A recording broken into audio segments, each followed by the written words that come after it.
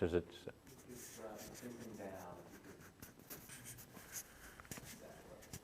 That's it? You got it? Okay. Good morning.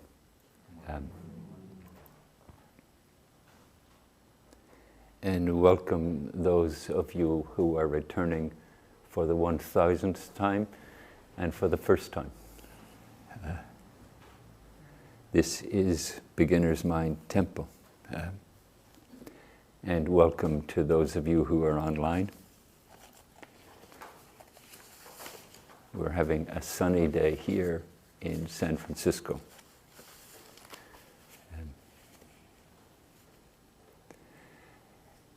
As I think almost everyone here knows, yesterday was Valentine's Day. And so I thought to talk about, maybe it's too fancy a title, but I'll use it anyway. A Buddhist approach to love. Actually, what I'm really going to talk about is love and renunciation. And I don't know if you've ever come across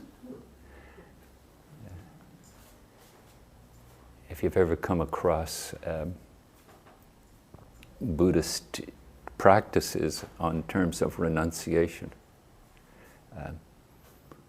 They're not very Valentine Day in their methodology. But I think that the holidays that we have in our society and how they become impassioned it's a wonderful teaching for us. Oh, this is the world I'm living in.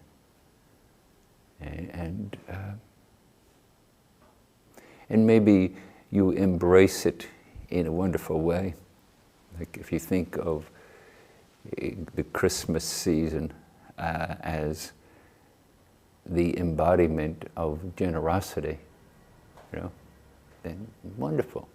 What could be more wonderful than generosity? And I think likewise of Valentine's Day, if we think of love as something to uphold, something to value, something to promote, how lovely. The way I was thinking of approaching it was this, that I would describe, in Greek thought, there's 4 aspects of love. Could I just ask, how many of you knew that already? Yeah. Some. So unfortunately, you will get my adulterated version of the 4. But here's what I was thinking of doing, and I will do it if you agree, that I would describe the 4 versions, and then what's the accompanying renunciation? Like you can take Christmas celebration of rebirth and birth, and how it evokes the sacred and a generous spirit. And likewise, you can think of Valentine's Day as evoking love and calling forth its wholesomeness. And in many ways, in Buddhism and Zen in particular, it attempts to hold up the wholesome, not to dismiss the way we can corrupted. You know, if we think of eroticism, we can easily conjure up the excesses that can bring about. But if we think of a passionate approach to life, you know, a way in which each of us is accepting and embracing who we are, in what inspires us, and in what encourages us, and how that can come forth. You know? And then eroticism as erotic, as pornography. You know, if we let that be the whole story, there's a way in which we do ourselves an incredible disservice, you know, because there is something in our passionate appreciation for being human. It's really worth valuing. So I'll go through the four as best I can. I'll go through the four categories of love in Greek thought. And then I will ask you, what's a wholesome renunciation that facilitates that? You know? And then I will give my version, rather than the other way around. Because I would say to you, you know, especially in Zen practice, to ask yourself, okay, and what's the teaching in this? In that process, it kindles something in you.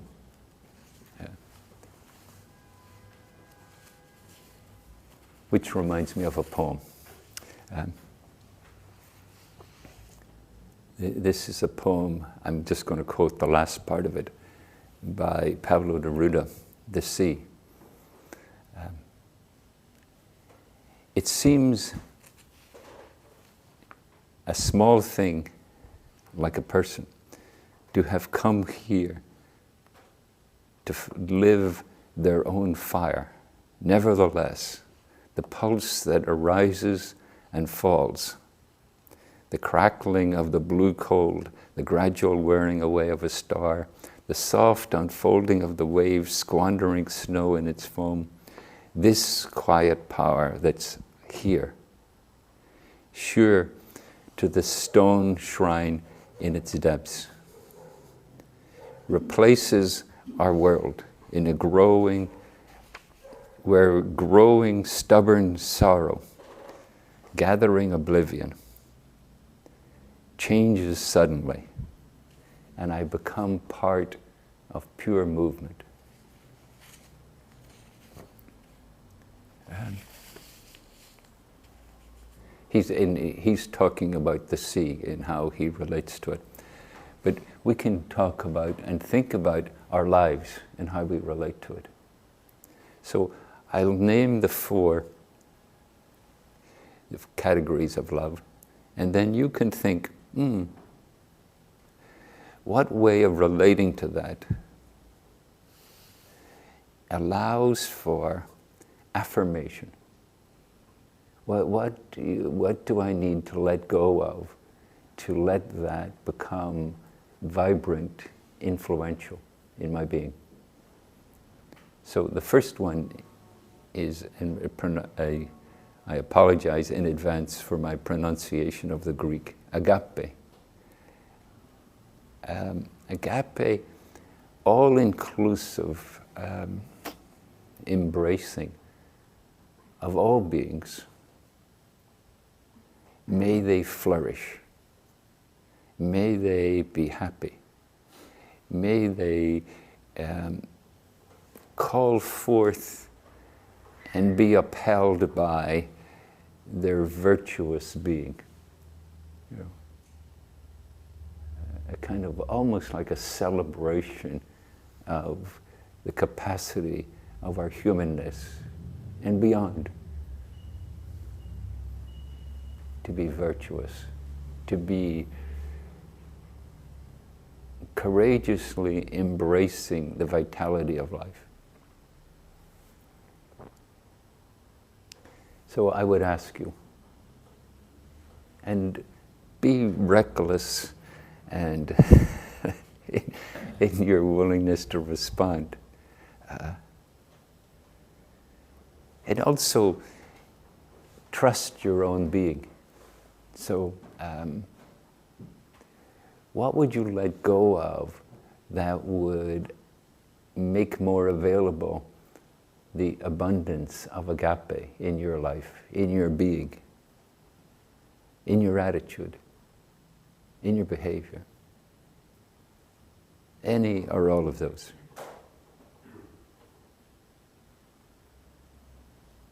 Envy. Sorry? Envy. Envy.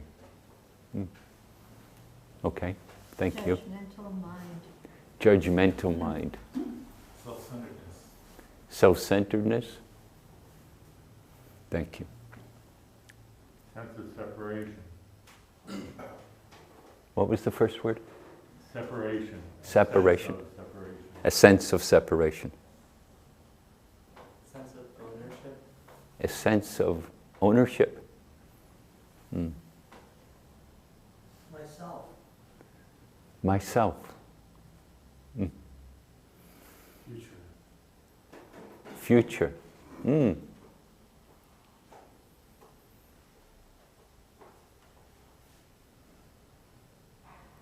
So as you hear those responses,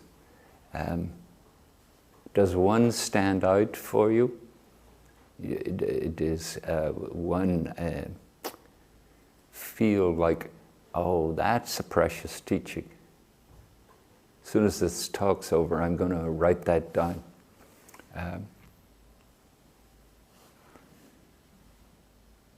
Or is there some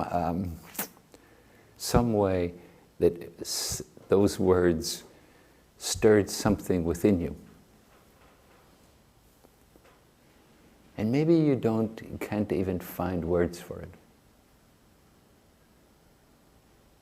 The future, myself, sense of separation, self-centeredness. My answer came up close to that. Renounce self-interest. You know? When the most important thing is, how does this affect me? You know? And then getting mesmerized by that. And just simply forgetting or others. So that would be my thought on that. And then the second one is philia.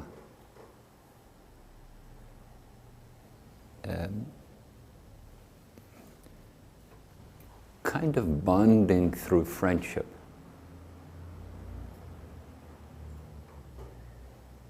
Loyalty. You know?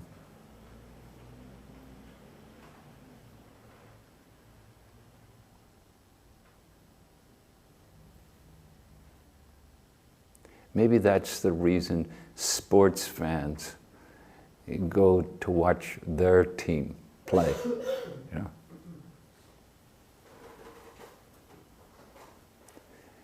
A couple of months ago, I was in the UK, and someone told me, well, I follow this soccer team, but they're not very good. And they win, they seldom win. But they're our team, you know. And we're very loyal. And they've been, our family members have supported, have promoted and been loyal to them for a long time. And we have fundraisers to keep them going, you know. It's like the person was like relishing in their loyalty, you know. Not because they were the best, but because they were who they were. And they gave them some kind of kinship, some kind of connection.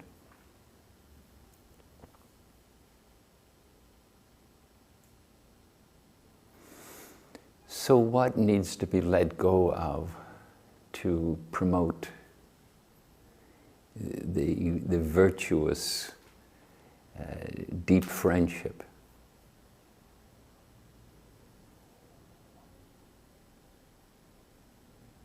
And what was that one?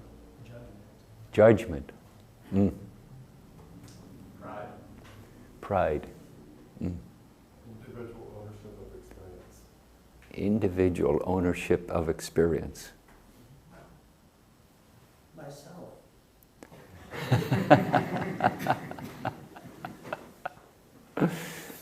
Mm. Competitiveness.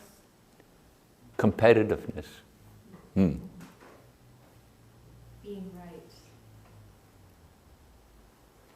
Being right. Mm. Expectation. Mm. Expectation.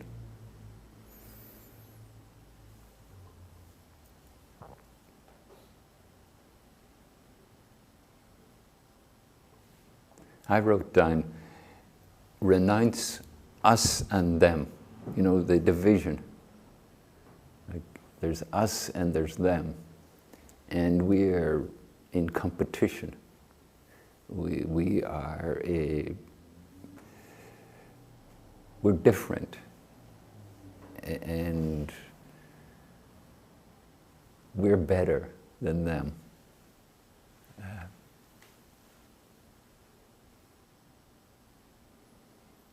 Sometimes as we think of what to let go of, and then we contrast it to the virtuous principle, it can give us a fuller feeling of what's implied by that disposition, you know.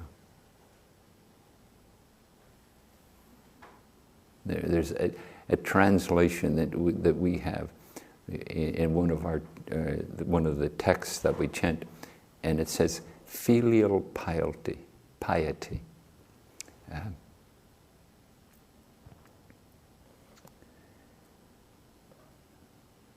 Sometimes it's called, from the age when there was only man in the world, and brotherly love. But fortunately now we have us, regardless of gender. That deep friendship, that loyalty, and how it can set us apart, how it can be a cause to start a war, you know, how it can be an excuse to singularly promote the well-being of us and neglect the well-being of others. Okay, the next one, and this one I've never heard pronounced in Greek, so if any of you can speak Greek, please correct me. Stoge, S-T-O-G-E. This is familial love, you know, the kinship, literally, of kin.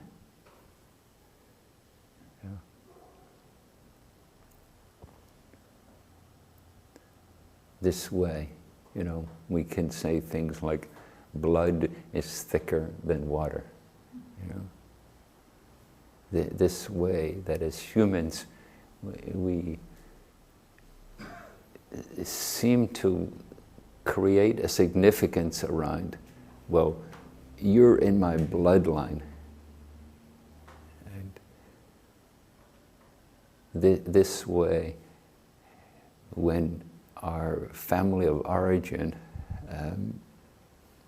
doesn't fit our life, often we're inclined to create another family.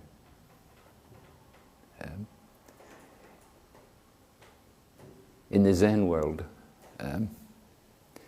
there are texts that describe Zen practice as the family way.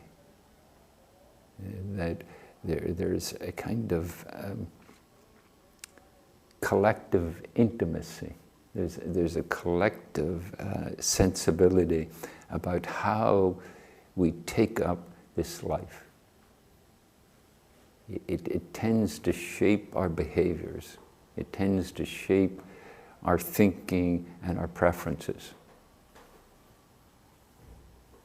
And then, of course, it shifts country to country, or maybe just time to, over time it shifts too.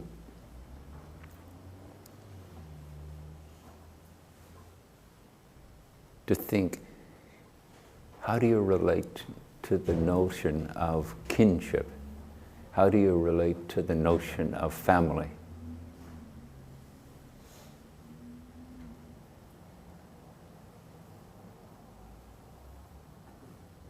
I remember once going to a wedding of my niece,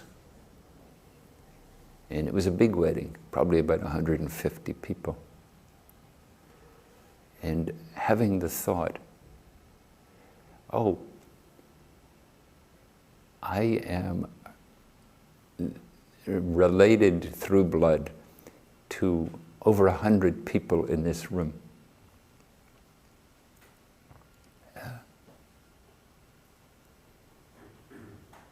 It was a kind of encouraging feeling. You know? Yeah. So how does it go wrong? What's the renunciation that's asking for in the ways that we can get too tight around identity with family, whether it's of origin or whether it's one that's grown up in your life within the circumstances of your life. Possessiveness. Possessiveness? Acceptance and loyalty. Acceptance and loyalty. Hmm.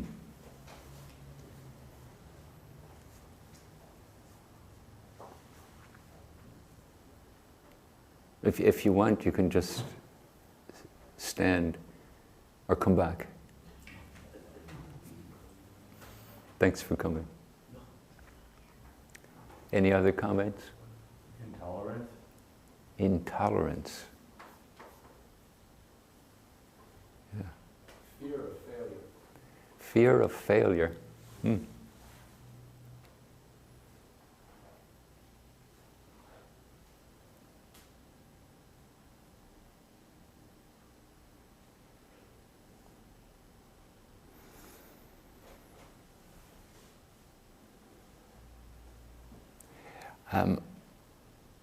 My response, my renunciation was more like an affirmation.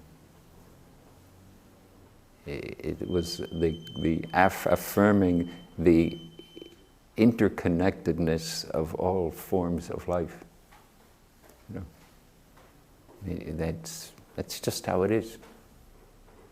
You know, and more we're discovering it as we become more populated on the planet and using its resources. And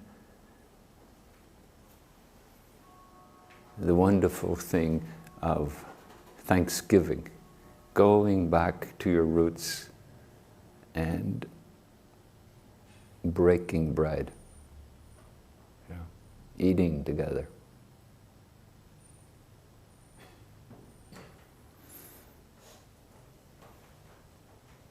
The interbeing of all forms of life.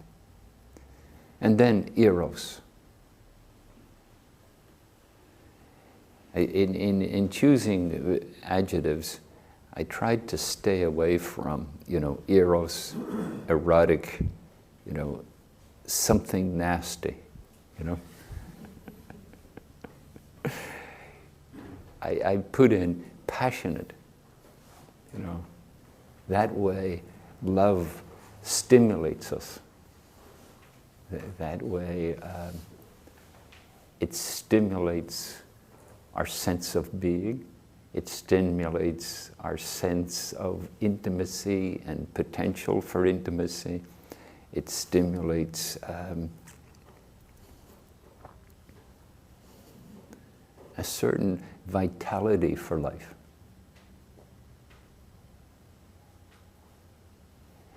And eros has a certain aspect of sensuality.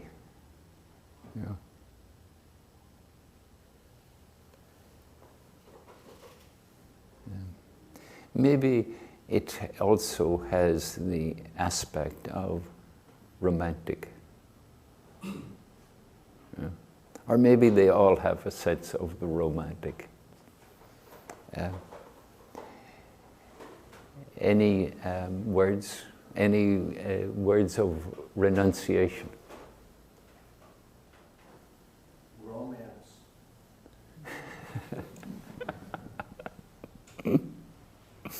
Boundaries. Sorry? Boundaries. Boundaries? Entitlement. What was that one? Entitlement. Entitlement. Excess. Where was that? Excess. E- Excess. Excess. Yeah.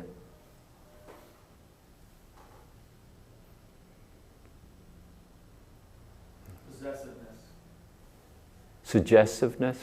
Possessive. Possessiveness. Thank you. Yeah. So, hopefully, going through that, and it's sometimes that process of reflecting on something and noticing how it stirs up an attraction, and then also how it can easily become excessive. Not as a reason to diminish ourselves or rebuke ourselves or criticize ourselves, but more to acknowledge the forces within our humanness. That's what I thought Pablo Neruda was doing in his poem. He was acknowledging the forces of our humanness. Like earlier in that poem, he says, I go to the sea, and the sea teaches me, and I don't know if I learn awareness or music.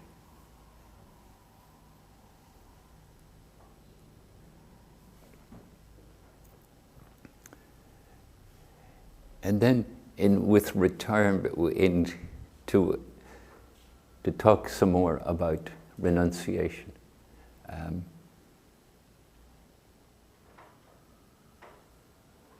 For a while, I was a Theravadan monk in Thailand.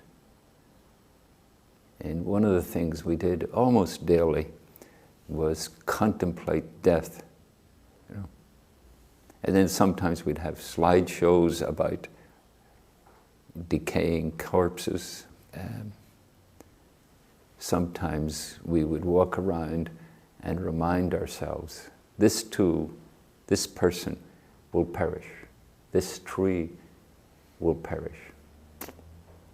Recently I was reading a piece by Suzuki Roshi, where he described renunciation as remembering that everything changes.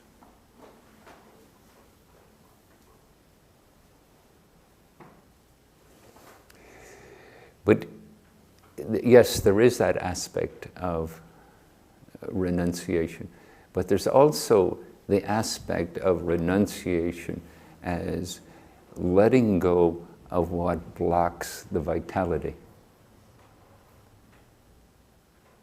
And when I was thinking about that, it made me think about Marie Kondo. I don't know if you know who that is, but I'm sure some of you do. Marie Kondo came up with this process for winnowing, literally winnowing your possessions. And she came up with this wonderful notion. So like, take it in your hands and ask yourself, does this bring me energy? Does this vitalize my life, or is it just a burden?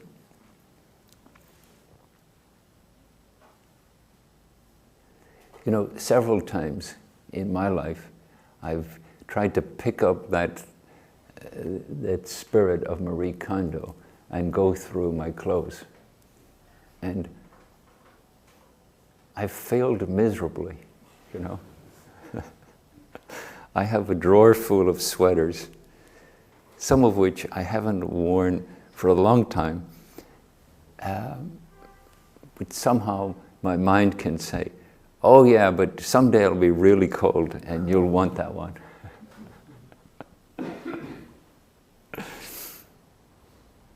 But even so, and then sometimes I'm grudgingly able to give something away. But this notion of renunciation as a facilitation of what energizes, what opens, helps you drop away how you're clinging. Yeah.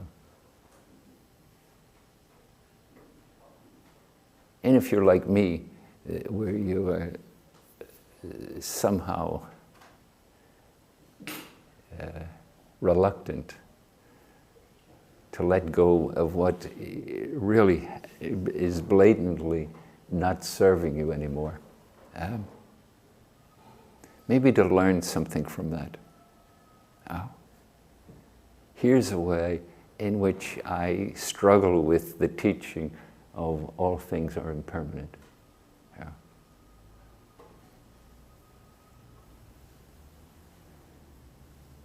Because it's such a multifaceted teaching that it's hard to give over to all the ways it can appear in our life. You know?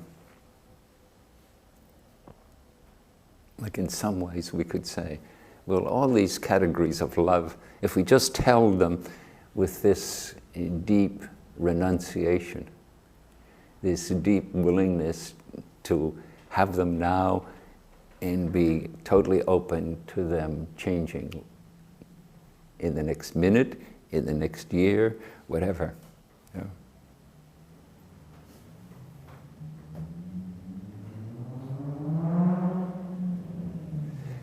So I looked up Marie Kondo and on the internet, and she has a kind of formula, you know. Go through the particulars. Let go of what no longer serves you. And then reorganize in the space that gives you, reorganize.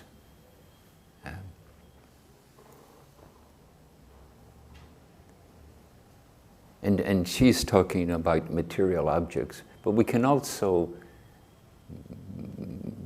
take an inventory of our attitudes, our behaviors. You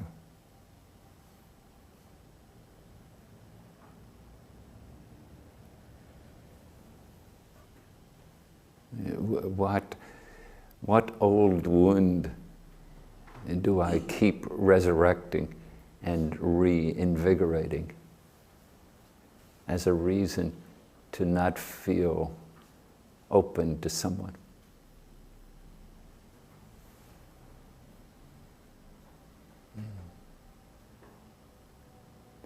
So renunciation as a process of opening, of enlivening. Yeah. And then for good measure, I was started to reflect on the different terms in Buddhism. Metta, loving kindness, anukampa, caring deeply for others, karuna, compassion, mudita, sympathetic joy. The different facets of renunciation, the positive facets of it, as it can call forth a harmonious way of relating. And then there's a particular list which goes metta, karuna, mudita, and then equanimity. So it's proposing that when we open to life, when we accept life on its terms, when we manage to not just get distracted and stuck in what we want it to be instead of what it is, it opens up a certain kind of equanimity.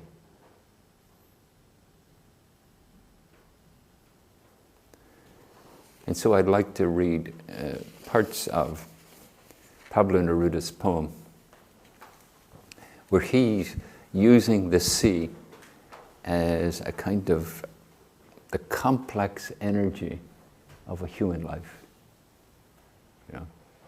In his life, he was from Chile, which has a long coast. And he really enjoyed going to the coast. And he wrote many, many poems about it.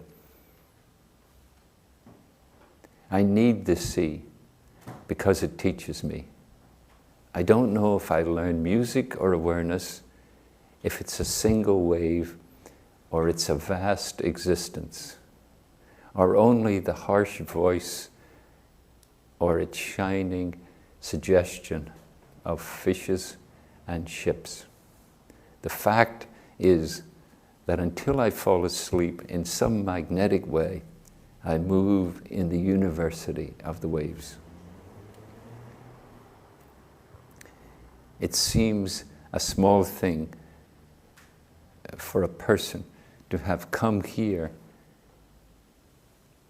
to live with their own fire. Nevertheless, the pulse that rose and fell into its abyss, the blue crackling of the cold, the gradual wearing away of a star, the soft unfolding of a wave, the squandering snow with its foam, the quiet power out there, sure as a stone shrine in the depths, replaced my world, in which we're a growing stubborn sorrow, gathering oblivion, and my life changed suddenly as I became part of the pure movement of the sea. Yeah.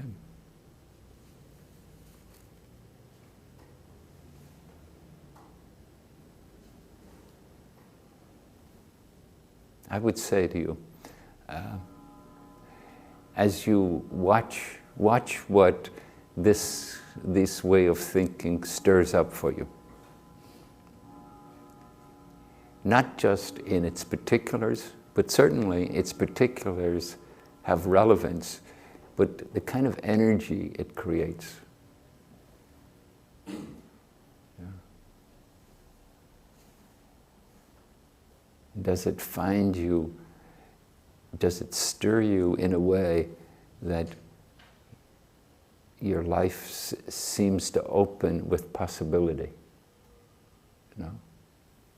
Does it stir you in a way where there's a growing compassion? Maybe we all have a drawer full of something that we struggle to let go of, even though our brain says, no, you're never going to wear that. You'd be better off without it. And then somehow you put it back in the drawer.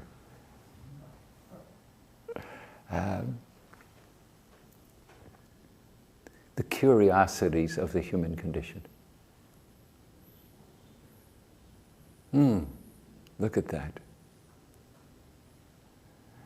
I don't know if I learned music or awareness from it. You know, if it's asking for a patient's acceptance of my own quirkiness, or whether it's showing me a door to pass through and discover something new.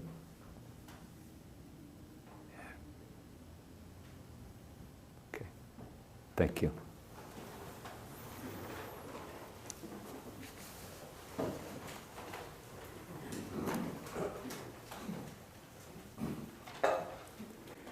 May our intention equally extend through every